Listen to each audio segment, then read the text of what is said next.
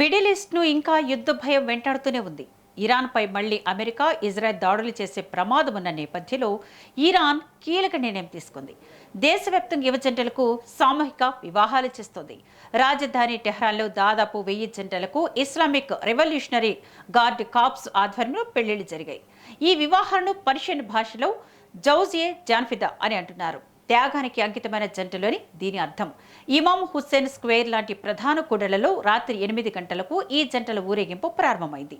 Azadi square వరకు ఇది కొనసాగింది. షియా సంప్రదాయంలో అత్యంత పవిత్రమైనదిగా భావించే ప్రవక్త అలీ, ప్రవక్త ఫాతిమాల వివాహ వార్షికోత్సవం సందర్భంగా ఇరాన్ సైన్యం ఈ కార్యక్రమాన్ని అధికారికంగా నిర్వహిస్తోంది.